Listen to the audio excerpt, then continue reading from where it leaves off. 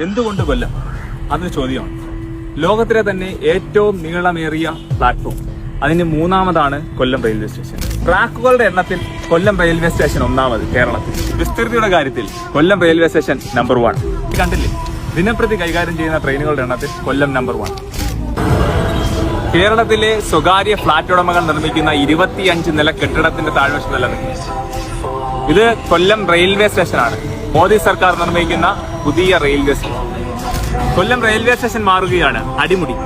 മോദിയുടെ ഗ്യാരണ്ടിയും 361 കോടി രൂപ ചിലവഴിച്ചുകൊണ്ട് നരേന്ദ്രമോദി സർക്കാർ കൊല്ലം ജനതയ്ക്കായി നിർമ്മിക്കുന്ന നല്ല ഒന്നാന്തരം ഫസ്റ്റ് ക്ലാസ് റെയിൽവേ സ്റ്റേഷൻ. കാരണങ്ങളാണ് നരേന്ദ്രമോദി സർക്കാർ കൊല്ലം റെയിൽവേ സ്റ്റേഷനെ തിരഞ്ഞെടുക്കാനുണ്ടായത്. ഇത് ആർക്കും അവകാശപ്പെടാനുള്ളതല്ല. ഇതിന്റെ അവകാശി നരേന്ദ്രമോദി സർക്കാരാണ്. അതാണ് പുതിയ കേരളം, മോദിയുടെ ഗ്യാരണ്ടി.